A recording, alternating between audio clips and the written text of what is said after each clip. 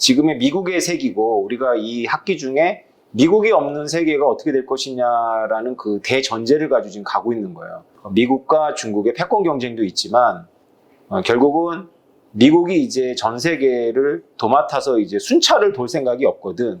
오늘 강의하는 것들 때문에 그래요. 오늘 강의하는 것들이 바로 미국이 왜 그럴 생각이 없는지를 설명하는데, 그래서 미국을 이해해야지만 우리가 과연 그 말이 맞는가. 정말 그 글로벌리제이션은 미국의 순찰을 안 돌게 돼. 유라시아 대륙에 미국이 관심을 안 가지면서 동시에 세계화는 붕괴되는가. 진짜로 그렇게 되는가라는 퀘션이 중요한 퀘션 중에 하나거든요. 그래서 그걸 갖고 우리가 가는 거죠. 자, 2차 세계대전에 미국은 과연 성공했을까? 네, 지난 시간에 여기까지 했어요. 자, 나중에 2차 세계대전 끝나고 우리 한국전쟁 당시에 미국이 대통령 하는 민주당입니다. 이분이 루즈벨트가 미국에서 유일하게 사선 대통령인데 마지막에는 오래 못 살 거를 다 알아서 부통령이 매우 중요한데 이분이 루즈벨트가 고르고 골라서 다른 사람보다 가장 단점이 적다는 이유로 골라가지고 러닝메이트를 해가지고 부통령 80일 만에 미국의 대통령이 됩니다. 근데 이분은 현실주의자예요. 그래서 2차 세계대전 당시에 독일이 승기를 잡으면 러시아를 도와야 하고 러시아가 승기를 잡으면 독일을 도와야 한다라고 얘기를 했었어요. 잔인하죠. 이 현실주의가 이런 얼굴이 있어요. 자, 미국이 독일과 일본을 철저하게 파괴해서 얻은 것이 무엇일까?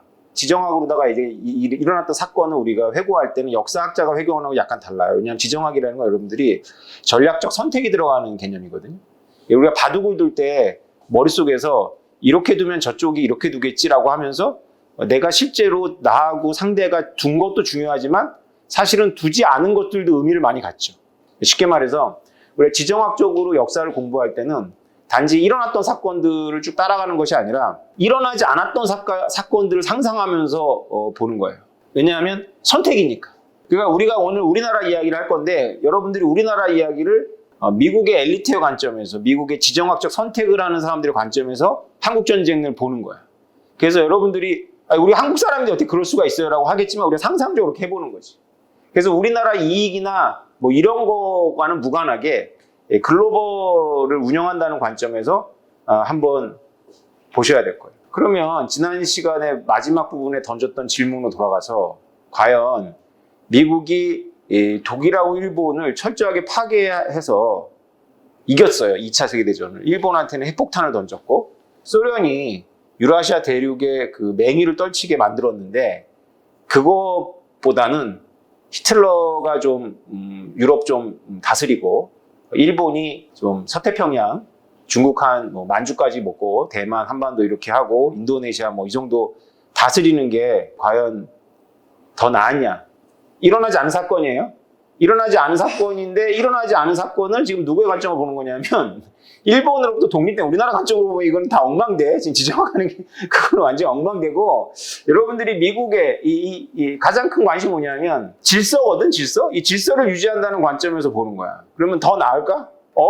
하는 와중에 스탈린은 마구마구 자기의 그 몸집을 불렸고 결국은 국민당은 중국에서 패퇴했죠. 그래서 대만은 도망을 갔고 그래서 중국은 미국이 이렇게 거의 망해가는 나라 손잡고 동맹국 만들어주고 유엔에도 넣어서 균형을 맞추려고 했는데 그 중국이 소련 편이 돼버린 거예요. 한마디로 아시아의 지정학이 난장판이 되었어요. 물론 우리 입장에서는 야 그래도 일본이 핵폭탄 맞고 우리나라가 해방되는 게 더 나으니까 미국은 잘한 거야 이렇게 생각하겠지만 미국 입장에서는 그렇지 않은 거지. 미국은 한국이 아니잖아요. 그죠? 그래서 한국인들이 지정학을 공부하기가 참 어려워요. 이게 우리나라가 지정학의 바로 미국의 세계를 시험한 테스트한 장소이기 때문에 그래요.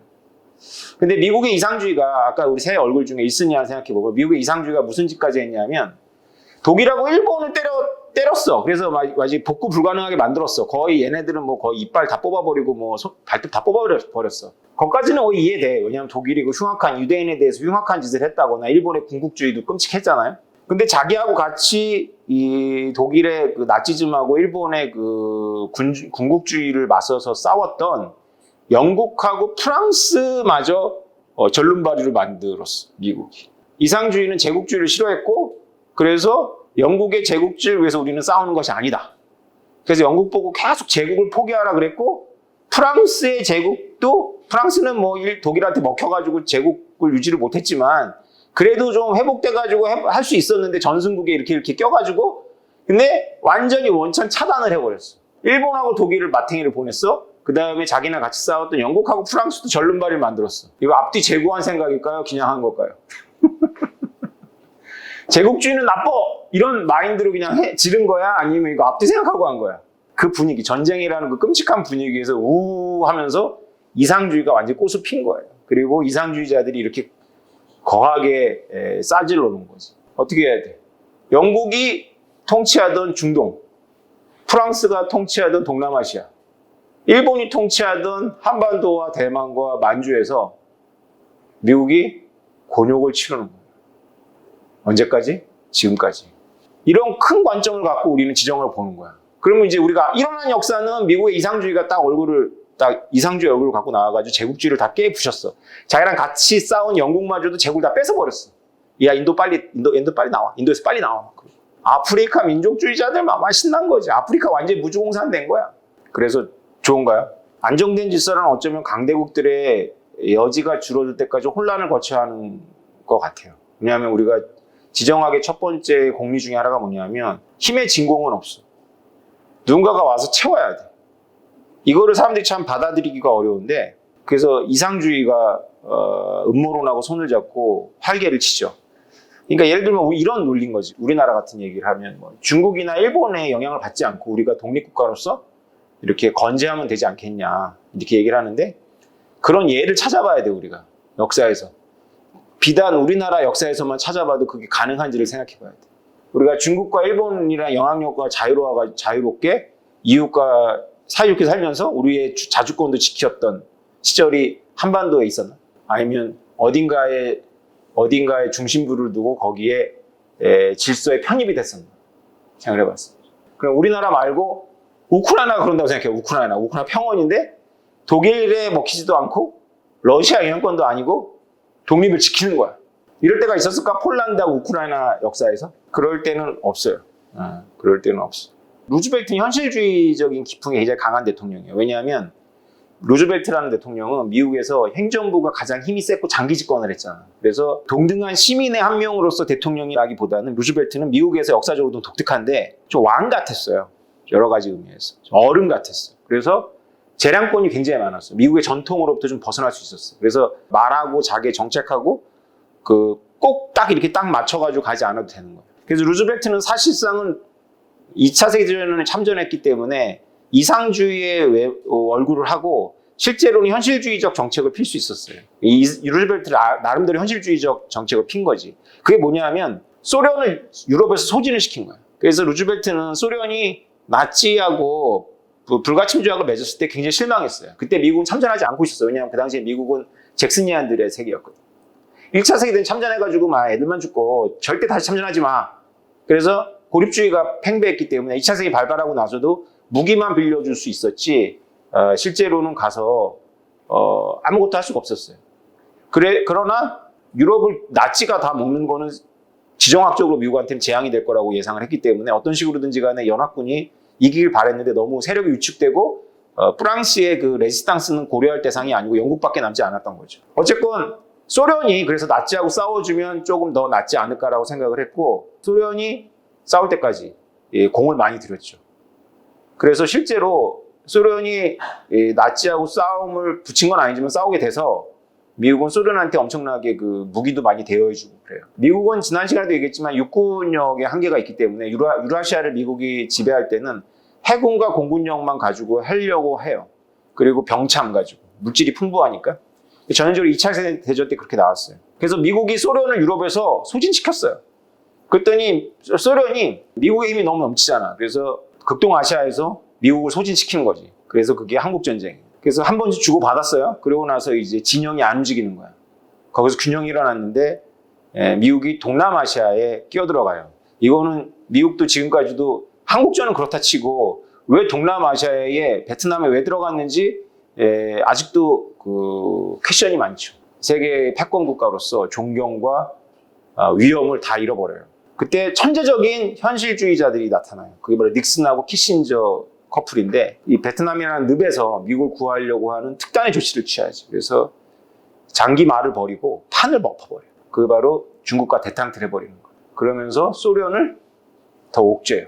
그렇게 쭉 가다가 소련이 몰락한 것이 이제 냉전의 종식이 되는 거예요. 돌이켜보면 미국은 적어도 지정학 게임에서는 잘한 게 거의 없어요. 잘한 게 거의 없는데 최후 승자는 미국이 된 거예요. 놀라운 거예요. 피터 자야는 이렇게 얘기해요. 미국은 실수를 해도 되는 나라다. 실수를 해도 될 만큼 여지가 많고, 또 한 가지는 미국 사람들의 특징이 실수를 통해서 배워. 그게 되게 존경스러운 부분이에요. 지정학에서도. 근데 이 새 얼굴이 워낙에 역동적이라 가지고 계속 했던 짓을 반복하기도 하는 것 같아요. 미국의 지정학을 고민할 때 우리가 미국이 상대했던 게 소련하고 이제 중국이잖아요. 미국의 전략적 모호성이라는 걸 개념을 이해해야 돼요. 왜 그러냐면 미국은 민주국가잖아요. 여론이 굉장히 무서워요. 미국. 행정부가 4년마다 바뀌는데 보통 8년 가지만 4년마다 바뀔 수 있잖아요. 그래서 여론과 선거를 의식할 수밖에 없어요. 그러다 보니까 미국의 이 전략가들은 자신의 패를 보여주게 돼. 왜냐하면 자기 국민한테 보여주니까 적한테도 보여주는 거지. 자기 국민한테 패를 보여주고 싶어 보여주는 게 아니라 워터게이트 뭐 이렇게 다 그런 거잖아. 기자들이 이제 영웅이잖아, 미국에서는. 그래서 안에서 까발리잖아. 그치? 그러면 적들이 그거를 고려해서 움직이는 거야. 미국이 냉전을 설계하면서 가장 큰 고민이 뭐냐면 제일 첫 번째 목적이 뭐냐. 제일 첫 번째 목적은 물론 미국의 국익이겠지만 소련과 전면전을 피하는 거예요. 그러면 소련과 전면전을 피하기 위해서 냉전을 하는데 상식적으로 생각을 해봐. 난 너랑 싸움을 피하는 게 나의 목적이야. 나하고 친구라면 모르겠는데 나하고 지금 맞섰어. 이 얘기를 다 첨예하게 2년부터 시작해가지고 지금 이 얘기 다 첨예하게 대립을 하는데 나는 너하고 싸우지 않는 게 목적이야. 그러면은 지고 들어가, 이기고 들어가. 여기서부터 지고 들어가는 거 아니야, 그지? 상대는 무엇이든지 할 수 있잖아, 그지? 미국 사람들에게서 전략에서 가장 중요시 여기는 게 주도권이에요, 주도권. 그러니까 어떻게 패를 다 보여주면서도 주도권을 잡을 수 있는 게 굉장히 딜레마예요. 기껏 해봐야 이제 이런 거죠. 여기까지 손을 넣으면 너는 죽는 거야, 나한테. 이거는 우리의 사활적 이익이 달렸어. 전 세계에 일본, 서유럽, 여기는 안 돼. 왜냐하면 이거는 공업지대거든. 산업 생산력이 막강해. 여기가 만약에 적의 손에 들어간다면, 여기 둘 중에 하나 들어간다면 우리가 이거는 마지막에는 결국은 몰락하게 돼. 그래서 여기 둘은 절대 못 건드려.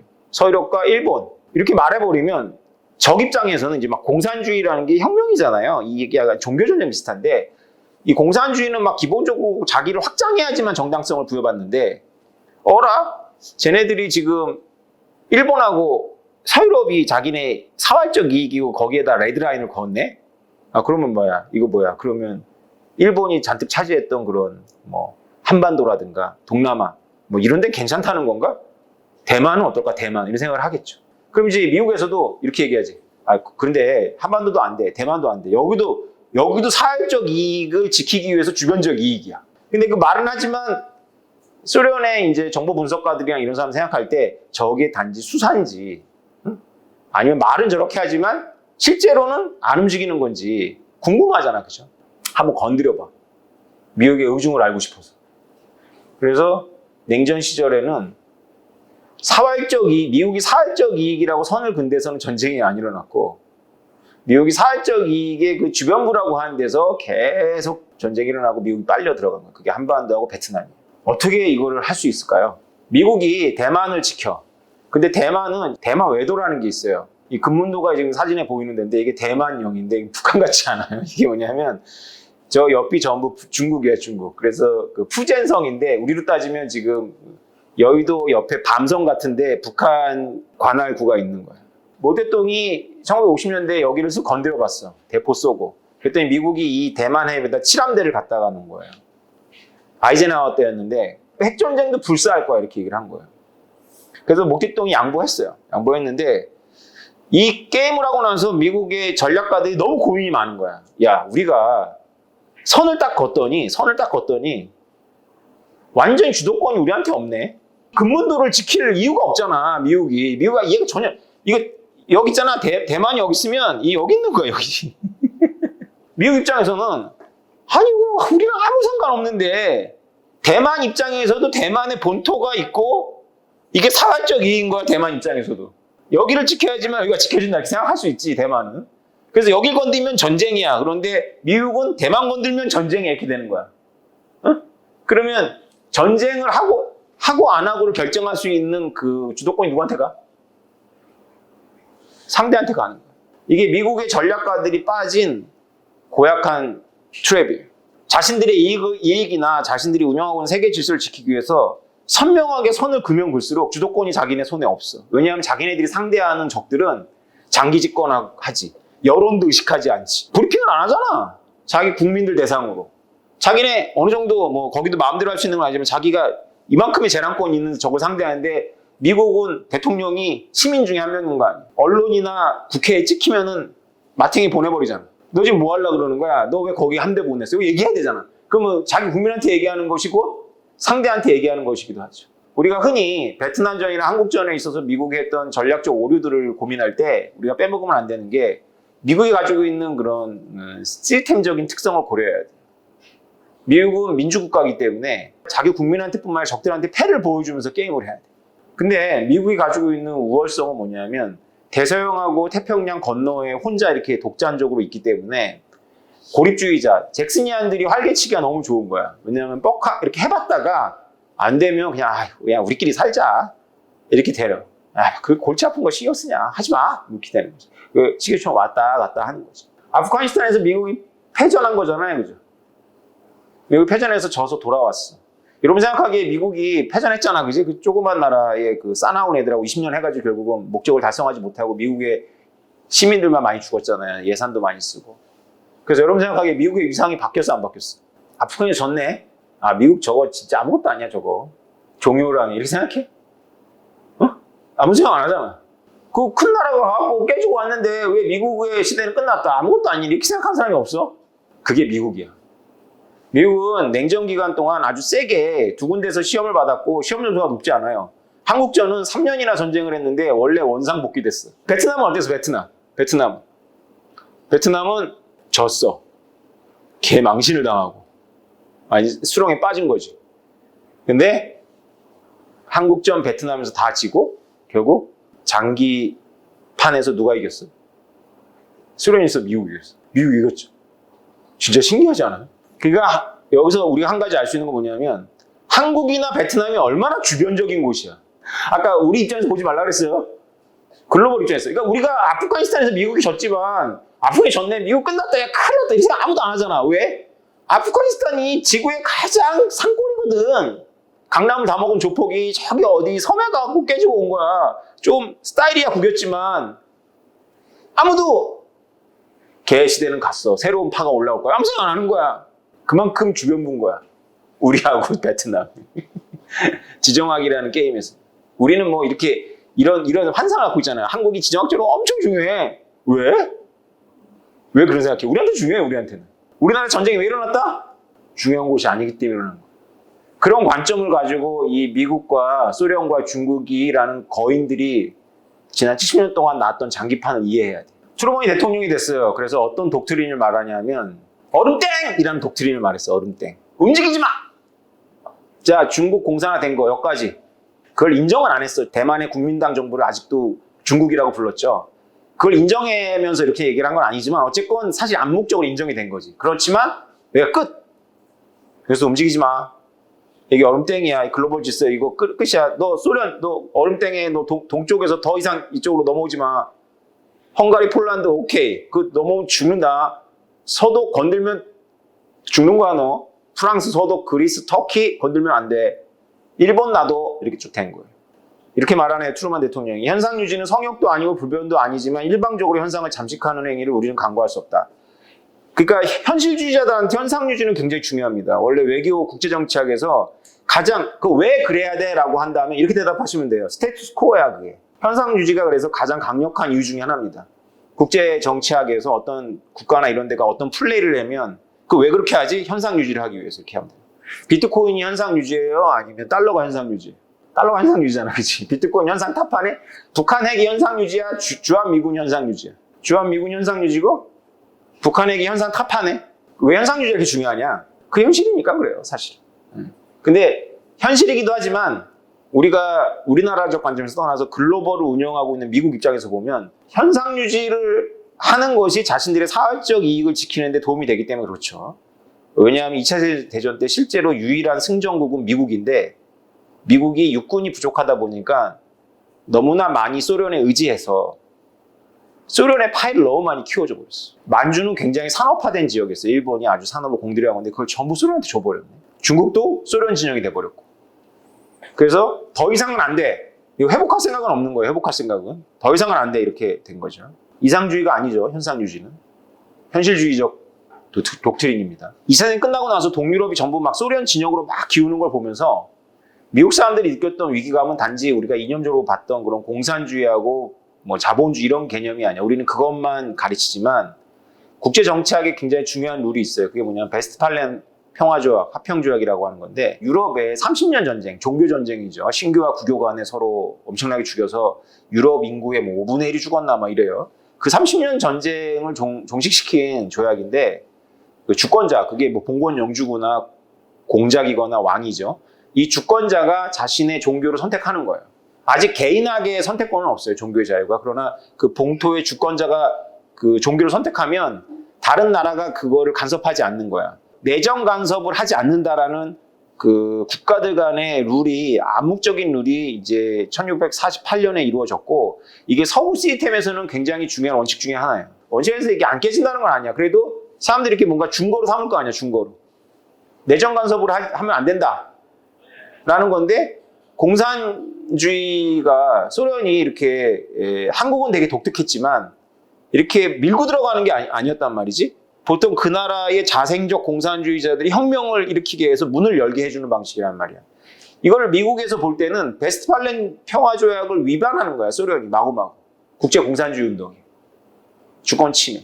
그러니까 사실은 20세기판 종교전쟁에 공산주의 자체가 종교적 레토릭을 갖고 있고 이게 놀라운 게 뭐냐면 미국도 사실은 이걸 어겨요. 미국도. 왜냐하면 미국이 인권을 카터 대통령 때 아주 그게 이제 인권을 무기로 하잖아요. 미국이 외교할 때. 사실 인권이라는 것도 사실은 우리가 뭐 도덕적으로 보자면 중요한 건데 국제 질서 속에서 보면 이게 베스트팔렌 조약을 무시하는 행위. 그 나라 내부의 문제란 말이지. 인권이라는 것. 반공이란 말을 잘 안 썼어요. 한국 전쟁 전까지. 그래서 반전체주의, 반현상타파 이런 걸 얘기했는데요. 우리는 닉슨 대통령 때 대담트가 이루어져서 중국을 미국 진영으로 빼고 소련과 중국의 갈등을 이용하고 이런 게 이제 1970년대의 작품이라고 생각하지만 사실은 1945년도에 티토라고 유고슬라비아 같이 복잡한 나라 있잖아요. 그런 나라에 독재자가 나타나가지고 공산혁명을 한 다음에 스탈린하고 맞섰거든. 스탈린 맞섰다기보다 스탈린 말을 안 들었어요. 그걸 티토이즘이라고 그러는데 그걸 보면서 미국이 이제 서강을 본 것 같은 느낌을 갖는 거야. 아, 우리에게 희망이 있다. 바로 우리가 싸워야 될 거는 공산주의가 아니라 소련의 제국주의랑 싸우는 거다. 비록 그들이 반인륜적이고 공산주의라 할지라도 모스크바의 지령을 받지 않는다면 환영이다. 그래서 중국이 공산화가 됐지만 미국의 전략가들이 머리를 굴려보는 거야. 과연 중국 공산당이 소련 말을 잘 들을까? 아니 저렇게 국경선이 긴데 우리가 배웠던 지정학적 원칙에 의하면은 지정학적인 또 진공은 없다는 원칙이 있고 또 어떤 원칙이 있냐면 국경이 길면 서로 미워한다. 러시아하고 중국은 사이좋게 지내기가 어렵죠. 국경이 길잖아. 우리는 일본하고 국경을 맞대고 있지도 않고 바다 맞대고 있고 섬 하나가 지금 문제인데도 그 하나 가지고 난리인데 국경이 길면은 독도 같은 게 얼마나 많겠어. 그래서 미국의 전략가들은 중국하고 소련을 떼어놓을 생각을 하고 있었어요. 이때부터 우리가 한국 전쟁이 일어나기 전부터. 이게 현실주의자들이 있어. 왜냐하면 조지 캐넌이라는 불세출의 현실주의자가 나타나요. 원래 소련의 외교관이었는데 미국에서 중앙정부에서 도무지 소련이 이해가 안 돼. 그래서 한번 외교관들한테 의견을 내라 그랬더니 이 사람이 기다렸다는 듯이 긴 전문이라고 해서 롱 텔레그램을 보내. 여기 봤더니 국무성에서 봤더니 와, 이 너무나 탁월한 탁견인 거예요. 그러니까 소련이 저렇게 나가는 건 우리가 뭘 하고 못해서가 아니라 소련이라는 시스템이 갖고 있는 본질적인 특징이다라는 걸 쫙 분석해가지고 보내와요. 조지 캐넌이라는 사람이 현실주의자예요. 그래서 이 사람의 이것이 이제 국무성으로 불러가지고 이제 국방대학 교수를 시키면서 이제 주도할 때는 중국이 공산화됐지만 중국을 어떻게 하면 이 소련하고 떨어뜨려서 우리 편은 되지 않지만 중립화시킬까 뭐 이런 고민을 했었어 미국이. 미국은 모스크바가 조종하지 않고 공격에 몰두하지 않는 공산주의라면 두려워하지 않는다. 이게 1949년 3월에 전 소련 주재 미국 대사가 한 말입니다. 티토의 영향을 받았어요. 티토이즘에. 그래서 그 희망을 하는 거예요. 중국에 대해서. 그런데 미국 국무성에서 전략을 다시 짜요. NS68이라고 하는 건데 이 NS68은 이상주의자들, 그 당시에 이상주의는 이제 이제 반공 이데올로기를 갖고 있는 사람이 많은 거죠. 이상주의는 이제 미국의 의무, 미국 예외주의 이런 걸 이제 믿는 사람들인데 그런 경향이 강한 거죠. 다 조금씩 공유를 해. 그래도 그 경향이 가는 거죠. 이들이 보기에 조지 캐넌이 마음에 안 드는 거야. 이들은 이제 집단이기 때문에 이게 이 NS60 국가안보계획 68이라는 문서인데 여기에 유연한 대응이라는 이름 아래 이상주의가 싹 들어와 있어요. 그래서 조지 캐넌은 어떻게 봤냐면 소련이 너무 팽창했다고 본 거예요. 소련이 너무 팽창이기 때문에 저기는 가만히 우리가 봉쇄만 하면 소련은 자체 모순 때문에 붕괴된다라는 이론이에요. 조지 캐넌의. 예, 그런데 그거 솔직히 좀 믿음직. 왜냐하면 눈에 보이는 소련은 막 전 세계 젊은이들이 막 소련을 자기의 그냥 그 마음의 조국이라고 여기는 전 세계 민족하고 상관없이 전 세계 젊은이들, 특히 지식인들 중에 막 계속 나오는 거지. 이거 좀 심각한데? 이 조지 캐넌 말대로 되면 돼. 그래서 이렇게 이상주의적인 관점이 있어. 현실주의를 비판하는 사람들이 이렇게 많이 들고 있는 이런 예가 이런 거죠. 어느 연로한 베두인족 장로가 칠면조를 잡아먹으면 회춘할 수 있다고 생각했다. 그래서 칠면조를 사다가 천막 곁에 두고 매일 먹이를 잔뜩 주었다. 그런데 어느 날 누군가가 그 칠면조를 훔쳐갔다. 베두인 장로는 아들들을 불러서 이렇게 말했다. 얘들아, 우리가 큰 위험에 처했구나. 누군가 내 칠면조를 훔쳐갔단다. 아들들이 대답했다. 아버지, 칠면조가 뭐 때문에 필요하세요? 장로가 말했다. 상관 말고 내 칠면조나 찾아오렴. 그러다 아들들은 아버지의 말을 듣지 않았으며 그러자 한 달 후 다시 누군가가 장로의 나타를 훔쳐갔다. 아들들이 어떻게 하죠? 하고 묻자 아버지는 대답했다. 내 칠면조를 찾아오너라. 그래도 아들들은 아무런 조치를 취하지 않았다. 몇 주 후 장로의 딸이 강간을 당했다. 아버지가 아들들에게 말했다. 그것은 모두 칠면조 때문이다. 그들이 내 칠면조를 훔쳐갈 수 있다고 생각했을 때 우리는 모든 걸 잃은 것이다. 자, 이것이 미국을 중심으로 해서 사활적 이익과 그 주변적 이익을 나눴던 그런 현실주의자들의 그런 접근에 대해서 왜 비판인지 아시겠죠? 칠면조가 중요하지만 그렇게 중요하진 않잖아. 아들들이 보기에, 그죠? 사활적 이익은 아니란 말이야. 그런데 칠면조를 훔쳐가는 걸 놔뒀더니 나중에는 딸을 강간하는 거지. 일리가 있죠, 이거. 이게 지난 시간에 살짝 얘기했지만 현실주의의 한계야, 이게. 너무 명료한 시그널을 줘버리기 때문에 상대한테 나는 합리적인 사람이 하면서 지고 가는 거야. 합리적인 사람이 비합리적인 사람하고 싸우면 비합리적인 사람이 이기잖아. 그치? 막무가내로 나오니까, 그치? 한국 전쟁 직전에 정책 선회가 일어나요. 놀랍게도 에치스는 알래스카부터 시작해가지고 일본을 지나가지고 그 오키나와를 지나서 이렇게 가는 그런 선을 긋은 건 아닌데 그게 우리에게 사활적 이익이다라고 얘기를 했는데 스탈린하고 모택동이 한반도에서 전쟁을 일으키면 미군이 참전할 것이냐라는 그 스탈린의 질문에 대해서 답을 얻는 거지. 참전 안 하겠다. 미국 참전 안 하겠네? 라고 생각한 거예요. 한반도 통일전쟁이죠. 그들 입장에서는. 자, 원래 적의 의도를 보느냐, 적의 역량을 보느냐인데 국제정치학에서는 적의 의도는 중요하지 않죠. 적의 역량이 중요하죠. 근데 소련의 역량에 대해서 그 당시에 객관적인 그런 자료는 언제나 어렵죠. 이 새로 바뀐 이 NSC 68에서는 적의 의도를 보면 안 되고 적이 아무리 그 노란 손수건을 흔들어도 적의 역량을 봤을 때 중국하고 소련은 더 강하게 가야 된다. 이렇게 가요. 게다가 이제 케인즈안의 총수 정책을 좀 과대평가한 사람들이 개입을 해요. 그래서 미국이 가장 고려하는 게 뭐냐면 선거가 있기 때문에 전쟁이 경제에 부담을 주면 안 되거든. 근데 케인즈식의 총수요 확대 정책에 의하면 소비를 하면 할수록 고용이 증가하면 소득이 증가하고 세수가 늘어나고 경제가 더 좋아지거든. 그래서 전쟁해도 된다라는 이론이 막 나오는 거야. 한국 전쟁을 앞두고 갑자기 미국의 분위기가 바뀌었어요. 이게 뭐야? 신의 섭리야? 잘 모르겠어. 굉장히 현실주의적인 조지 캐넌의 입장에서 현실주의적인 라인을 딱 짰는데 한반도는 우리의 중심, 우리가 지켜야 될 사활적 이익이 없을 게 했는데 갑자기 분위기 바뀌었어. 한반도는 칠면조지. 한반도에서 소련하고 중국이 개지랄하는 걸 놔두면은 얘네들 일본 먹지 않겠어? 얘네들이 일본 먹는 거 가만 놔두면 우리 태평양 또 해야 돼. 이렇게 되는 거야. 소련 제국이 과도하게 팽창했다거나 그 밖에 다른 이유로 인해 스스로 내부로부터 무너지리라는 안이한 생각, 조지 캐넌의 가정이에요. 우리 미래를 맡기는 태도는 경솔하다라는 게 이제 이 보고서의 내용이에요. 현실주의자들하고 그 이상주의자들이 그 소련을 어떻게 할 것이냐 가지고 이렇게 논쟁을 하고 있는 중에 김일성과 스탈린과 모택동의 오판에 의해 가지고 전격적인 남침이 일어나요. 원래 김일성의 작전은 뭐였냐면 38선하고 지금 휴전선하고 다르거든. 그러니까 서쪽 38선이 훨씬 위에 있잖아요. 개성이 있잖아요. 거기가 애매한 지역이에요. 우리의 육군력이 잘 안 가고 해군력으로 지켜야 되는 그런 반도가 있거든요. 거기서 도발을 일으켜서 남한의 군대가 북을 침략하는 걸로 하루 정도 연출을 하고 일부러 뒤로 밀렸다가 내려오면 북침 당한 생각에 내려간 거야. 교전 중에 내려간 거라 이렇게 서로 연기를 다 하기로 짰었는데 그 정보가 남한 정부에 새요. 그래서 그 정보가 섰다라는 거를 북한이 아는데 이게 오본지 아닌지 잘 모르겠어요. 제가 읽은 책에선 그래요. 그래서 그냥 전격적으로 그냥 내려와요. 그런 쇼를 하지 않고. 그래서 트루만 대통령이 밤에 새벽에 잠을 자다가 전화를 받고 침대에서 떨어져. 그리고 72시간 안에 모든 절차 다 밟아서 일본에 있는 미군을 그냥 전격적으로 투입을 해버려요. 김일성이 틀린 거야. 스탈린이 진짜 여러 번 물어봤거든. 야, 진짜 안 놀까? 미국이? 그랬더니 스탈린한테 가장 중요한 관점이 뭐냐면 미국을 코트를 좀 뽑고는 싶은데 쟤를 깨우고 싶지는 않아. 미국의 힘을 알거든, 스탈린은. 어디까지 얘가 반응할지 너무 궁금한 거야. 한반도 한번 해볼까? 이런 생각을 하는 거지.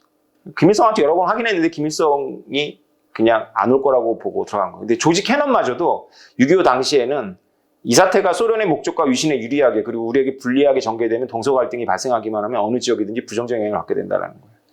조지 캐넌이 됐건 미국의 이상주의자가 됐건 미국의 현실주의자가 됐건 한국전쟁이 일어날 때 미국 사람들의 그 시선은 어디 있었냐면 유럽에 있었어요.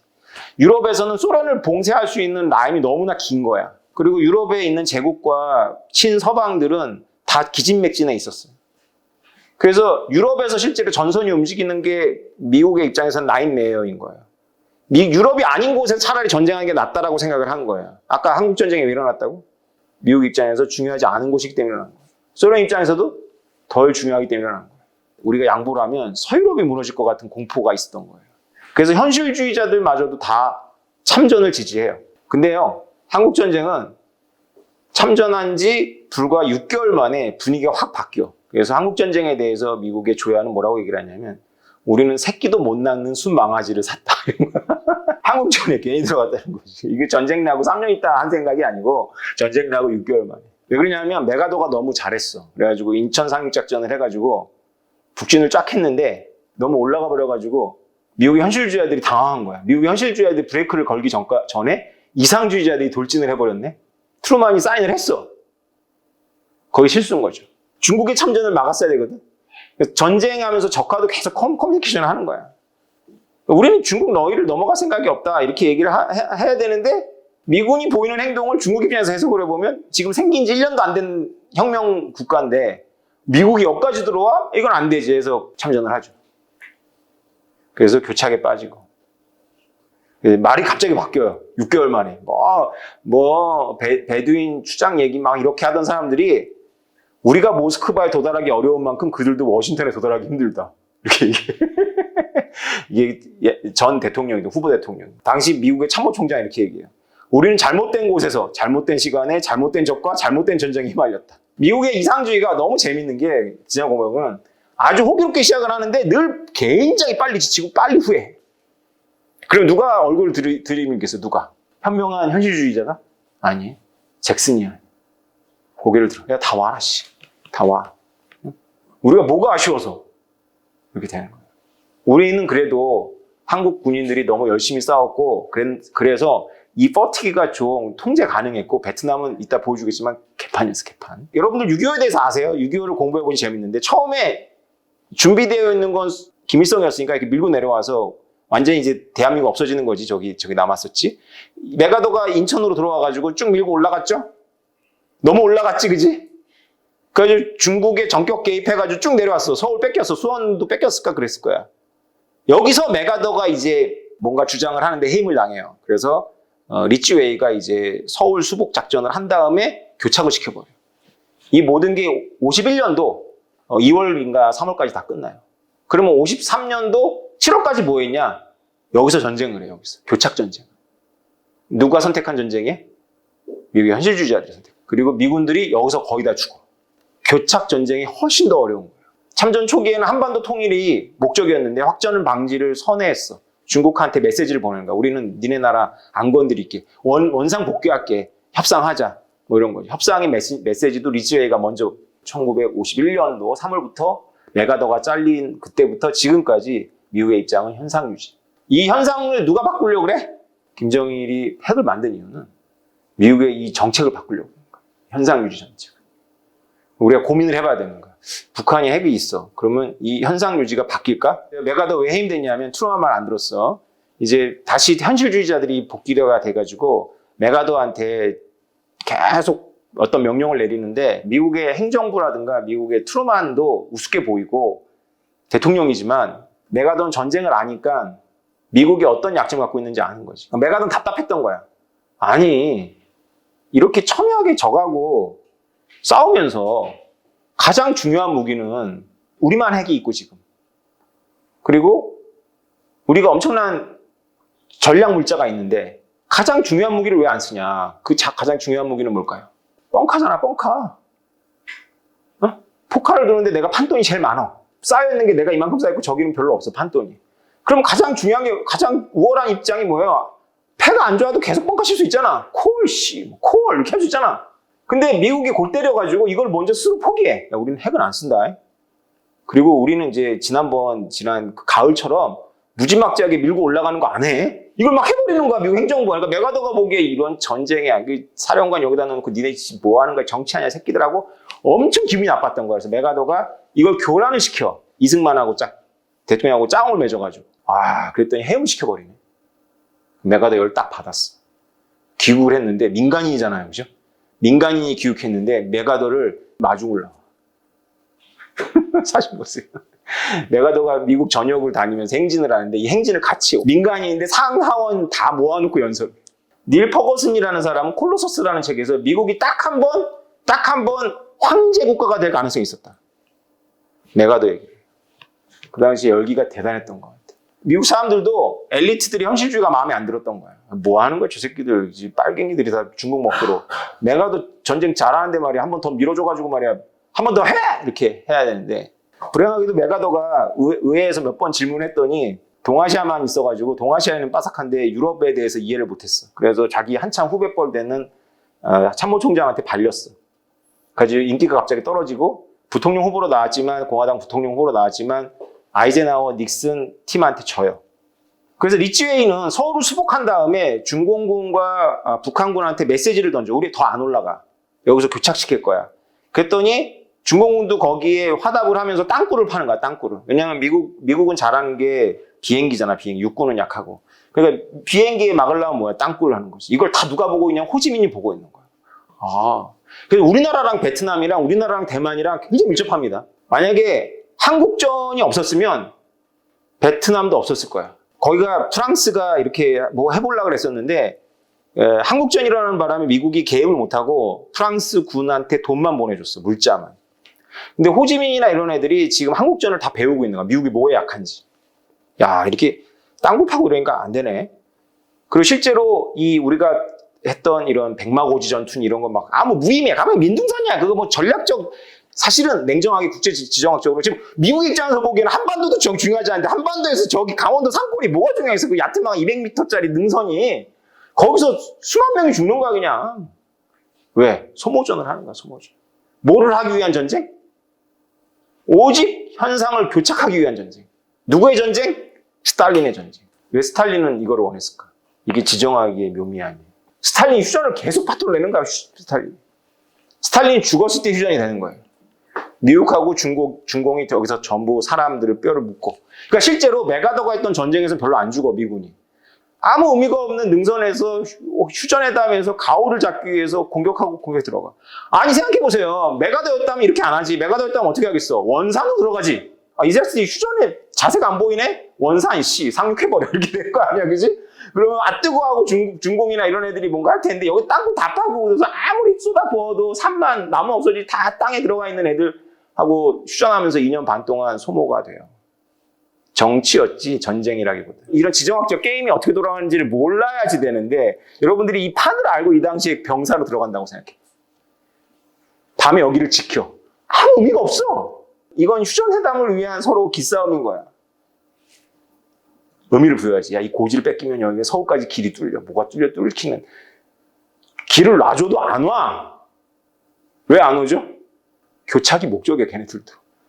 판을 흔들고 골치 아픈 거야. 모든 지령은 워싱턴과 모스크바와 베이징에서 오지 여기서 아무것도 결정되지 않는 거야. 올라가도 될까요? 리쯔에가 물어보는 거지. 눈치를 싹 보겠지. 아, 됐어. 거기까지. 메가다 때 아주 혼쭐이 났거든. 인천 딱 해가지고 화려하고 팍 올라갔는데 안 깨졌거든. 정치죠, 결국 전쟁도. 스탈린의 생각을 한번 봅시다. 스탈린의 지정학, 한국 전쟁이라는 거짓말이라는 책이 이제 비밀 풀려서 나온 이제 소련 문서, 중국 문서 가지고 쓴 책입니다. 이 책에 이제 우리나라 학자들이 쓴 게 아니라 이제 중국 학자, 미국 학자들이 쓴 건데요. 보태동이 그 혁명을 하는 과정에서 양쯔강에서 더 내려가지 말라고 스탈린이 그랬어. 소련도 그 미국의 눈치를 보는 거야. 자기 동맹이었기 때문에. 왜냐하면 스탈린은 진심으로 양쯔강 밑으로 내려가면 도하를 하면 중국을 통일하려고 중국이 모태동이 도하를 하면 미군이 개입할 줄 알았어. 근데 미군이 개입을 안 해. 중국 포기. 그래서 양쯔강에 모태동이 도하를 해서 이제 국민당을 대만을 밀어내요. 그리고 나서 모태동이 유혹을 받아. 미국의 간첩이었을 거야. 아마 미국과 연결돼. 왜냐하면 중국이라는 나라는 그 당시만 해도 모태동이 다 장악한 건 아니거든. 군벌들이 선택을 했거든. 장개석하고 모태동 사이에서 군벌들이 계속 선택을 했어요. 그 군벌들은 공산주의자들이 아니기 때문에 나중에 다 제거됐지만 모태동한테 미국하고 화친할 걸 요구를 하지. 근데 모태동이 놀랍게도 일변도주의를 선포해요. 일변도주의라는 건 뭐냐면 스탈린을 안심시키기 위해서 모태동이 스스로 선언한 거야. 우리는 스탈린, 오매불망 스탈린 이렇게 한 거야. 우린 티토랑 달라. 그래서 스탈린이 불러요. 모스크바로 모태동. 그래서 사과를 해.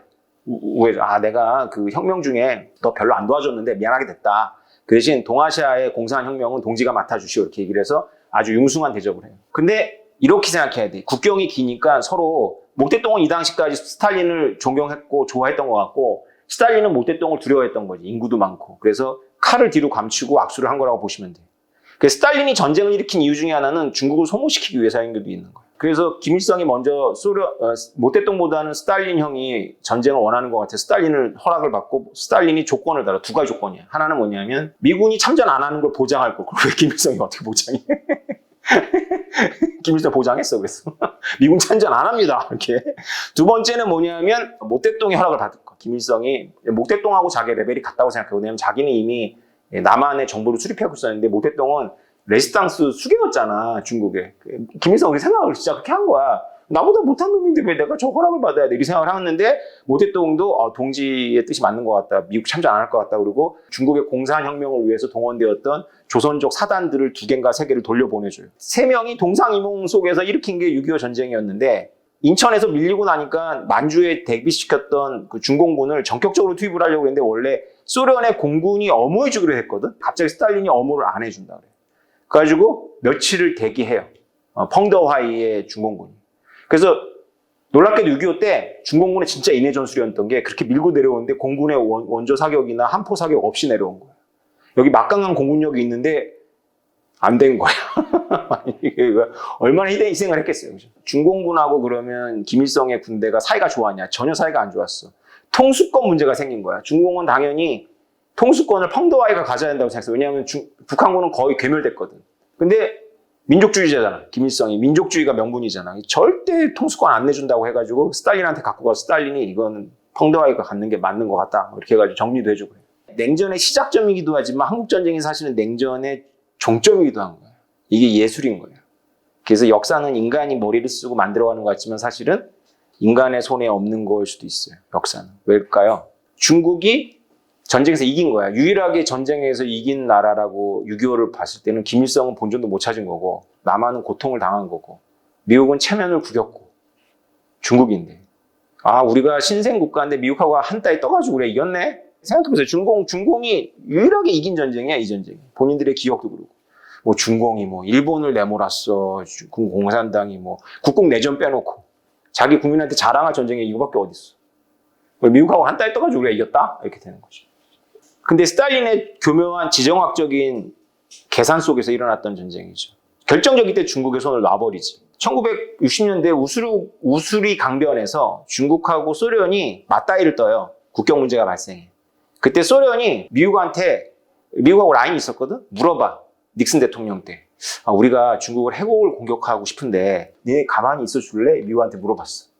그때 닉슨 대통령이 내각회의에서 그 답을 해. 공개적으로. 아, 우리는 중국이 소련의 진영으로 들어가는 거를 누구 볼 수 없다. 그래서 키신저하고 대화 잠깐 한 다음에 그렇게 발표를 해. 소련이 아뜨거를 하고 중국은 미국하고 전혀 친해질 생각이 없었는데 그때 미국을 사랑하게 된 거. 쟤네 왜 저러지? 우리를 도와준대. 우리가 소련한테 맞으면 이렇게. 모택동이 스탈린의 환심을 살려고 해서 일변도주의라는 걸 선언하면서까지 그 순정을 바쳤는데 스탈린은 이념도 같은 이웃인 중국을 철저하게 지정학적으로 대한 거야. 그래서 6.25가 끝나고 나서 바로 중소 갈등의 씨앗이 엄청나게 뿌려집니다. 미국이 전쟁에서는 지고 그 기회를 포착한 거죠. 닉슨이. 한국 전쟁의 지정학적 유산입니다. 미국은 15만 명 희생으로 얻은 건 분명치가 않아요. 그런데 오히려 서유럽을 봤잖아. 그래서 서유럽에서 방위의 강화가 됐어. 그래서 나토가 그 동맹 관계가 아니라 무슨 뭐 협의 관계였는데 동맹 관계로 승격이 되고 군사 동맹으로 승격이 되고 사령관도 미국 장군이 맡아. 이게 6.25를 보면서 서유럽, 프랑스 뭐 이렇게 자존심 센 애들이 다 겁이 난 거야. 아, 예, 미국 형님이 해주세요. 이렇게 된 거야. 중국은 이제 이 스탈린만큼이나 존경을 받지 못했던 이 공산주의 민족 해방 지형에서. 그다음 여기 중요한 게 베트남인들이 가열돼요. 왜냐하면 동남아시아의 민족 해방 운동 진영이 다 공산주의자들인데, 야, 미국 별거 아니네. 쟤네 공군력밖에 없어. 딸꾹 파고 들어가고 게릴라전 하면 저거 한국에서 봤더니 저거 쪽도 못 쓴다, 야. 아, 이런 자신감을 얻어요. 그러니까 소련은 가장 많은 걸 잃었는데 미군의 대비 태세로 더 이상 확장이 제동이 걸렸고, 사실 그때부터 이제 소련은 이제 더 이상 확장 안 합니다. 소련의 서쪽과 동쪽에서 이제 세팅이 다 끝나는 거예요. 냉전 세팅이. 끝! 이렇게. 그래서 소련을 맡고 있었던 일본 군국주의가 망하고 독일이 망하고 나서 소련이 막 팽창하고 있었는데, 이거 없어. 무주공산 내가 다 먹어야지. 이렇게 하고 있었는데, 이제 세팅이 딱 끝난 거예요. 이쪽으로도 가기가 어렵고, 저쪽으로도 가기가 어려워진 상태가 됐어요. 미국은 전투에서는 무의미한 15만 명이 희생된 거지만, 실제로 한국전쟁을 통해서 미국은, 글로벌 지정학을 세팅을 합니다. 소련을 경계를 이제 안정화시키고 봉쇄하고, 그 다음에 가장 중요한 중국을 소련 진영으로부터 떼어낼 그 갈등의 씨앗을 뿌리고, 돈도 많이 들었고, 지금의 미국의 연준이 재무부 장관 말을 안 듣는 게 바로 이때부터 시작이 돼가지고 1951년도에 재무부 장관하고 연준 의장 사이에서 메모랜덤을 교환합니다. 평화협정. 재무부 장관은 우리를 건들지 말고 우리도 너희 건들지 않고.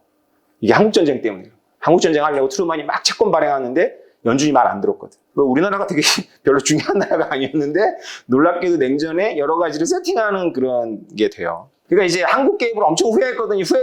이제 한국, 왜 우리가 들어가서, 새끼도 못 낳는 망아지를 샀냐, 막 이런 후회를 막 하고, 나라가 공화주의에서 메가더 황제로, 그건 내 해석은 아니고, 닐 퍼거슨 해석이지만 그만큼 메가더가 완전히 선풍적이었는데, 그런 어떤 체제 자체가 변할 수도 있었던 또 위기까지도 경험했는데, 왜 베트남에는 왜 들어갔을까요, 미국이? 이게 참 고민이죠. 베트남전은 오래됐습니다. 프랑스의 식민지였는데 일본이 2차에 차지했고 다시 프랑스가 들어왔는데, 한국전쟁이 일어나면서 프랑스가 베트공들하고 계속 싸우는데 미국이 계속 지원을 했는데, 이때 미국의 이상주의가 고약한 짓을 합니다. 뭐냐면 프랑스한테 전쟁에 이기고 나가라, 이런 아주 말도 안 되는 주문을 하는 거예요.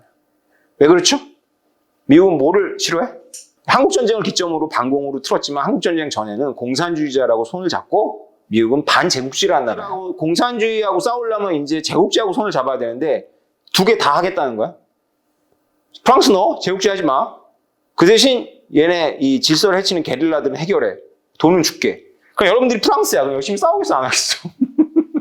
내가 싸워봐야 내 거 안 준대. 이거 옛날에 우리 식민지였는데 이거 싸워봐야 이거 내 것도 안 됐는데 안 된단다. 막 이러는 거지. 오늘날에 사실 미국의 모습을 세팅한 어떤 그런 정신적 그런 충격이었어요, 베트남은. 우리가 싸우는데 왜 싸워야 되는지를 스스로 잘 몰랐던 거지. 한국전은 그 당시만 해도 언론이나 미디어가 그렇게 발달하지 않았었어요. 그리고 사람들도 상당히 순진했었고, 그다음에 공산주의에 대해서 이념적인 어떤 그런 반감도 되게 많았는데, 베트남전만 해도 이제 베이비 부머 세대들이 이제 대학생이 되고 목소리를 냈고, 이 친구들이 기존 세대, 그러니까 2차 세대에 참전하고 그다음에 한국전에 참전했던 기존 세대를 꼰대라고 보면서 뭔가 반권위주의로 이렇게 가면서 한참 선을 넘은 거죠. 미국이 악하다, 악의 본산이다 라는 이념을 마구마구 이제 미국에서는 히피였고 서유럽에서는 68 세대라고 합니다. 그도 그럴 것이 베트남이 골 때렸거든. 그래서 미국 사람들은 대안이 없어서 이 응옹 DM이라는 이 분을 이제 인정을 했고 아이젠하워가 이렇게 인정을 했는데도 불구하고 워낙에 개판을 치니까 싸움의 목표를 희생해서 싸움을 이겨야 하는 골칫거리가 도달해. 이게 무슨 말이냐면 싸우다 보면 우리가 민주국가가 아닌 것 같아. 이라크나 아프가니스탄도 비슷한 딜레마를 겪습니다. 그런 영화도 많죠. 학살하잖아, 그죠, 미군이? 양민인지 게릴라인지 구별을 못하니까 다 죽여버리잖아, 어떤 마을을. 자기네들이 그 도와주러 갔는데, 인권을 위해서 갔는데, 인권을 훼손하잖아. 한국전에서는 이런 게 별로 없었어요. 근데 베트남에서 시작된 이게 지금 이라크전, 아프가니스탄까지 온 거야, 이게.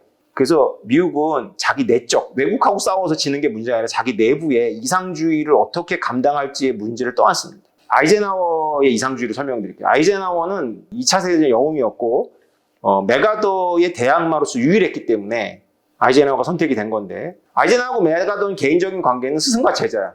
아이젠하워가 제자인 거죠. 그러니까 메가더가 미국 조약가 얼마나 우습게 보이겠어, 그죠? 아이젠하워 쟤도 내 밑에 부관했던 놈인데 이렇게 되는 거죠. 근데 아이젠하워를 선택해 미국 국민들이. 근데 이 사람 진짜 이상주의자입니다. 미국 대통령 중에 전쟁을 이 사람처럼 억제하려고 노력했던 사람이 없을 만큼 전쟁은 무조건 안 된다고 선언을 하는데 그건 좋아. 평화주의는 좋은데 미국이 쓸 수 있는 유일한 무기라고 할 수 있는 펑카를 차단했다는 거지. 그래서 완전히 휘둘립니다. 대표적인 게 수에즈 위기예요. 이집트의 민족주의자는 나세르가 수에즈 운하 100년 이상 된 지정학적 요지죠. 미국은 세계를 경영해 본 적이 없기 때문에 그전까지 수에즈가 얼마나 지정학적 요지인지 몰랐던 것 같아요. 그래서 이거를 그냥 도덕적인 법적인 문제로 보는 거예요. 그래서 민족주의자는 나세르가 이거를 국유화 선언했을 때 영국하고 프랑스가 전쟁을 결심할 수밖에 없다는 걸 이해를 못한 거지.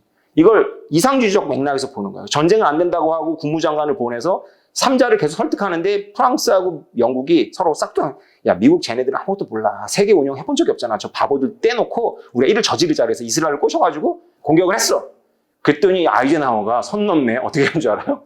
유엔 소집해가지고 유엔에서 영국하고 프랑스를 조지는 투표를 본인하고 소련하고 같이 해. 그래서 미국이 처음으로 자기 동맹을 엿먹이는 유엔 총회를 연 게 바로 이거고 이게 마지막이에요. 영국하고 프랑스한테 온갖 협박을 아이젠하워가 다 해가지고 철수합니다. 쉽게 말해서 영국하고 프랑스의 제국주의 간판이라도 남아있었는데 완전히 체명도 구기고 완전히 떡을 만들어버려요. 그럼 나세르가 아이젠하워한테 고마워할 것 같잖아요. 그죠? 아니 전혀 고마워하지 않아요. 나세르가 완전 영웅이 됐거든. 그래가지고 엄청 팽창을 합니다. 그때 이제 아이젠하워 후임들이 깨닫는 거지. 아 이게 이상주의가 안 되는구나. 그래서 영국이 중동에서 했던 온갖 정치 개입, 모략, 쿠데타 이거 미국이 다 해요. 이게 미국 이상주의 슬픈 스토리야. 자기네들이 영국을 욕하고 영국을 못하게 한 다음에 자기네들이 빨려 들어가서 그걸 해. 프랑스 제국주의를 엿을 먹였죠. 케네디가 상원의원 시절에 아이젠하워 대통령 시절에 DMBF 전투가 북베트남에서 있었어요. 북베트남의 도시인데 거기서 프랑스가 고전하고 있었을 때 미국이 아이젠하워가 거기다가 도와주니까 케네디 이 상원의원 시절이에요. 도와주지 마라. 거기 프랑스 식민지 아니냐. 근데 프랑스가 물러났어요. 이제 식민지 안 한다고 물러나니까 걔네 우리 새끼야. 우리는 그걸 포기할 수 없어. 이렇게 된 거예요. 케네디는 멋있죠. 간지나죠. 네? 케네디 사생활이 도덕적이었어요? 비도덕적이었어요? 케네디 사생활을 도덕적이라고 보는 인간이 있다면 좀 한참 동화 속에 있는 거지, 그지? 백악관에 여자 부르고 난리 났었죠. 아무도 케네디를 도덕적인 사생활 안 했다고 생각하지 않아요. 닉슨은 시골 출신이고 아이비리그 출신도 아니야. 닉슨 그럼 우리 무슨 생각이 나요? 응? 뭔가 부패한 것 같지? 닉슨은 사생활이 깨끗해. 근데 우리가 이상주의, 간지난 이상주의는 누구야? 케네디야, 닉슨이야. 케네디. 베트남전 누가 시작했어? 케네디. 누가 끝냈어? 닉슨. 미국 사람들 누굴 싫어해? 닉슨. 놀랍지 않아요? 여러분이 이거 명심해야 돼. 냉철한 현실주의자가 되면 버림받습니다. 왜냐? 사람들은 케네디 같은 사람을 좋아해. 케네디는 베트남한테 계속 요구한 거야. 민주화해라. 야당 탄압하지 마라. 불교 탄압하지 마라. 그러면 안 도와준다. 이 새끼야. 이런 거야. 근데 베트남 상황이 그때 어땠냐면 1년에 2,500명의 그 베트남 공무원들이 베트공들한테 암살을 당했어. 베트남이 이렇게 생겼어요. 위에 북베트남이 있고 프랑스가 뺏겼어. 남쪽에 이제 미국의 이해가 있는 사우스 베트남이 있는데 한국에서 했던 것과 베트남에서 했던 거는 한국에서 너무 쉽게 된 거야. 네이션 빌딩이.